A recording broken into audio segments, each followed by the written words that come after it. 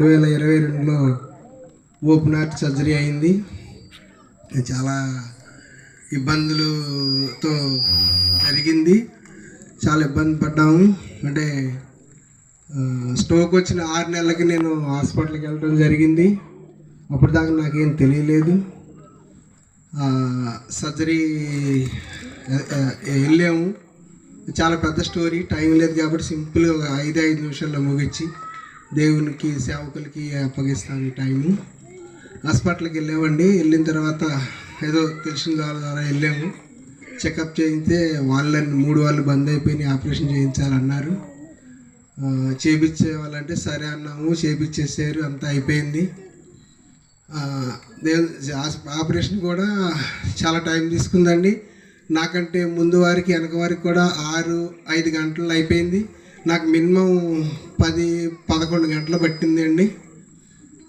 8ంటికి 8లోపు తీసుకెళ్ళారు. మళ్ళీ రాత్రి నన్ను బయటకు తీసుకొచ్చేపాటికి 7:30-8 గంటల టైం అయింది. దేవుని ద్వారా జరిగిపోయింది, బాగా అయింది. జరిగిన తర్వాత ప్రాబ్లం ఏంటంటే నాకు ఆ నైట్ అంతా ఆక్సిజన్ పెట్టారు, బాగానే ఉందన్నారు. నాకు మత్తులో ఉన్నంతసేపు ఏం తెలియట్లేదు.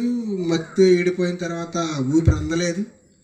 చాలా ఇబ్బంది పడి నేనేమో కొట్టుకుంటున్నాను. వాళ్ళు అందుతుందండి, మిషన్ బాగా పనిచేస్తుందండి అంటున్నారు. నాకు అసలు అందలేదు, ఊపిరి చాలా అందలేదు. అట్లా పడుకుండిపోయాను. మళ్ళీ తర్వాత మెలకం వచ్చింది. పొద్దున్న మెలకం వస్తే వాళ్ళు తీస్తామంటున్నారు. ఎప్పుడు తీస్తారో నాకు అట్లా భయం వేసేసింది. ఇక అంటే నేను అప్పుడు స్టార్ట్ చేసి నేను ప్రేయర్ చేసుకుంటూ నేను పాపాలన్నీ ఒప్పుకోవటం, తప్పులన్నీ ఒప్పుకోవటం, ఒక్కొక్కటి స్టార్ట్ చేస్తూ ఉన్నాను. ఒక్కొక్క పాపం ఒప్పుకుంటూ ఉన్న తర్వాత అప్పుడు నాకు ఊపిరి అందిందండి. నాకు అప్పుడు తీసుకోగలిగాను. అప్పుడు దాకా నాకు అసలు చాలా ఇబ్బంది పడ్డాను, చాలా ఇచ్చేసాను. ఏంటి ప్రభా అనుకుంటా దేవుని దయ వల్ల సెట్ అయింది. దాని తర్వాత సెట్ అయిందన్న మాటే కానీ యాక్చువల్లీ వాళ్ళ ఆయన చాలా పెద్ద డాక్టరు. ఆయన వాళ్ళ సర్జరీ చేస్తే రేపు ఆగి ఎల్లుండి లేచి ఫ్లోర్లో నడవాలంట. నాకు అప్పటికి 5-6 రోజులు అయిపోయింది, నడవట్లేదు. అక్కడ ఉన్న సిస్టర్లు అందరూ మన దేవుని దయ అందరూ క్రిస్టియనే. వాళ్ళు కూడా చాలా ఫీల్ అయ్యారు. అన్నా సారు చేస్తే ఇలా వెళ్ళాలన్నా నీకు ఏమవుతుందో ఏమని వాళ్ళు కూడా ప్రేయర్ చేశారు.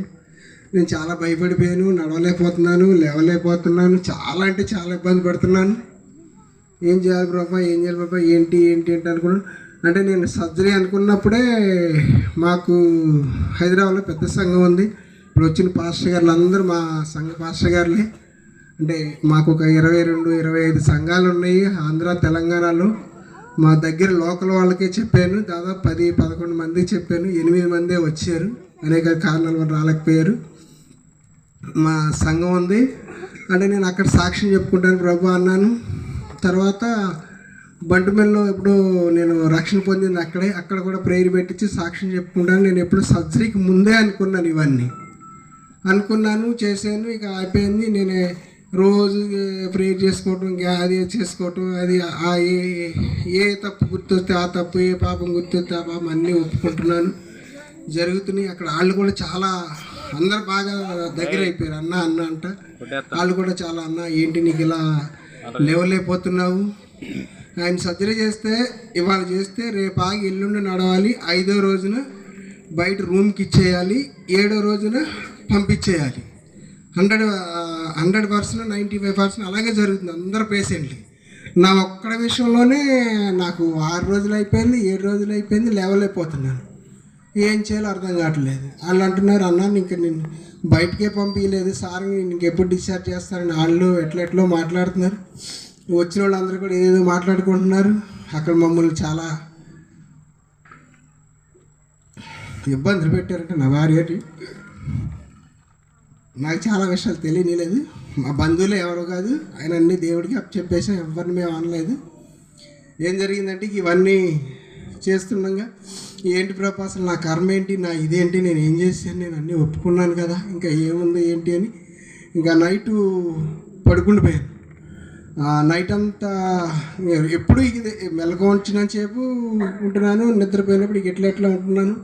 నన్ను చూసి మా ఆవిడ వీళ్ళందరూ వచ్చి వాళ్ళ బాధలు ఆడయి అని నేను ఇక అప్పుడు అనుకుంటూ ఉండగా ఆ నైటు తెల్లరగట్ట టైంలో నాకు ఒక ఇలా కనపడిపోయింది అన్నట్టు దర్శనం. ఇలా దేవుడి దర్శనం ఎలా కనపడిందంటే, నీకు ఆంధ్ర తెలంగాణలో 25 సంఘాలు ఉన్నాయి కదా, మీ సంఘాలన్నీ పిలిపించి మాకు డోక్పర్లో రిట్రీట్ సెంటర్ ఉందండి.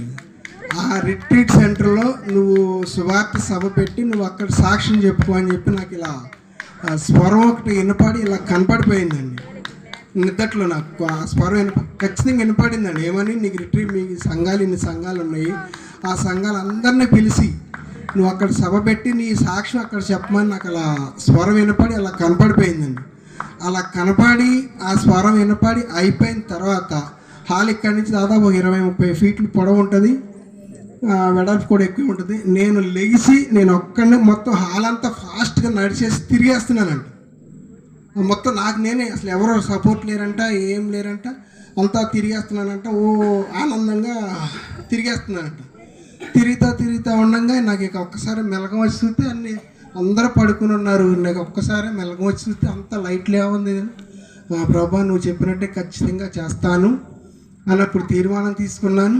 ఆ తీర్మానం తీసుకున్న ప్రకారంగానే నా డోక్పర్లో పెద్ద 2022 ఆగస్టులో పెద్ద సభ పెట్టించాను. ఆ సభకి పెద్ద పాస్టర్ గారిని పిలిచాను, జేమ్స్ గారిని 2 రోజులు మీటింగ్ పెట్టించాను దేవుని వల్ల. అది జరుగుతూ ఉండగా నేను ఒక తీర్మానం తీసుకున్నానండి. ఏం తీర్మానం తీసుకున్నానంటే, ఇది నువ్వు ఇచ్చిన ప్రాణం ప్రభా,